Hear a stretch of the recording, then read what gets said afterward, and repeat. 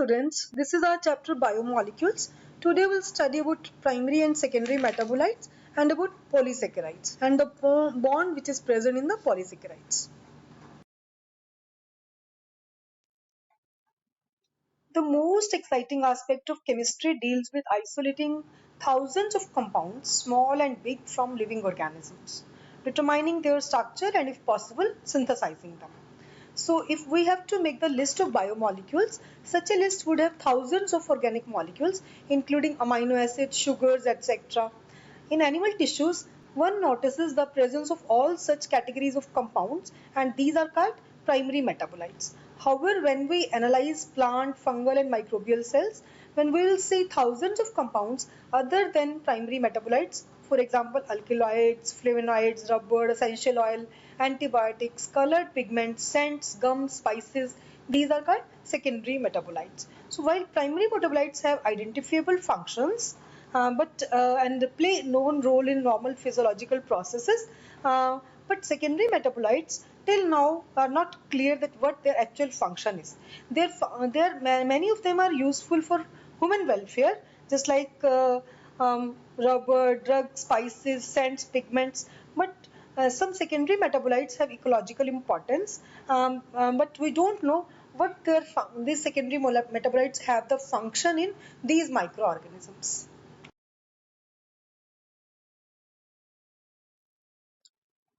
This slide is showing primary metabolites and secondary metabolites.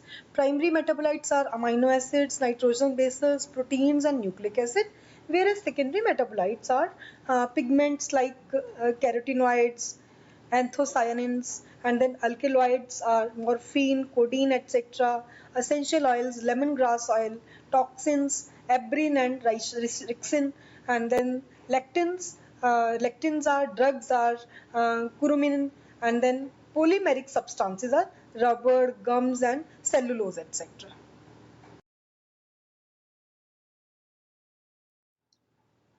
The acid insoluble fraction has only four types of organic compounds, that is proteins, nucleic acids, polysaccharides, and lipids. These classes of compounds, with the exception of lipids, have molecular weight in the range of 10,000 Daltons and above. For this very reason, biomolecules, that is chemical compounds found in living organisms, are of two types. One, those which have molecular weight less than 1000 Dalton and usually referred to as micromolecules, as we have studied earlier, or simply biomolecules, while those which are found in acid insoluble fraction are called macromolecules or biomacromolecules.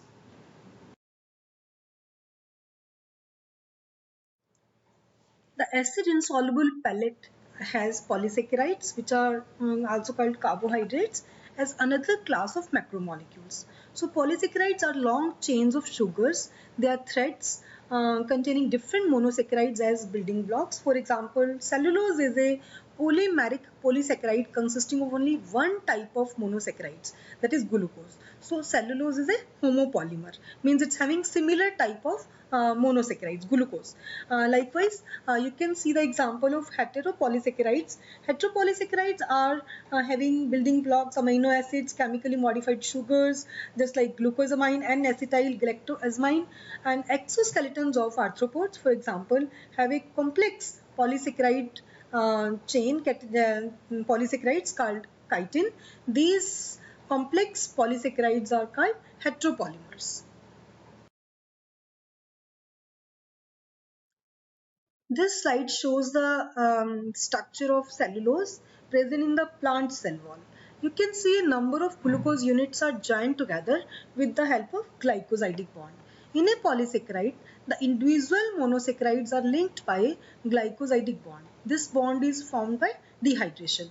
This bond is formed between two carbon atoms of two adjacent monosaccharides.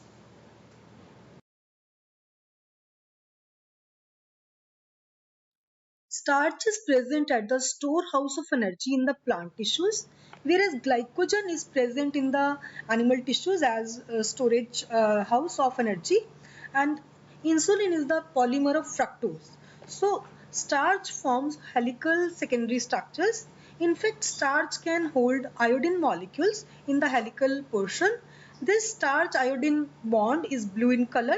So whenever we do the starch test in lab, that is when we pour some iodine solution on the potato, then it gives blue black color. That is due to the presence of helical structure present in the starch. So cellulose doesn't contain complex helices, so it doesn't give the test with iodine because it can't hold iodine.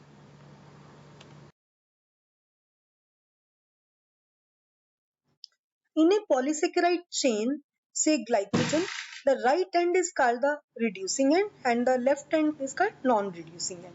So now you can see the glycosidic bond.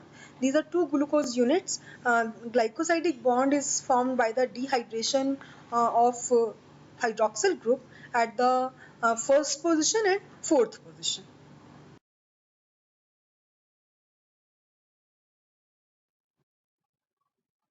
This slide is showing the structure of amylose. Amylose is an unbranched starch.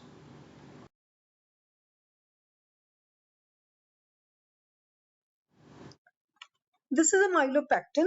Myelopectin is a branched starch. You can see the branching in this structure.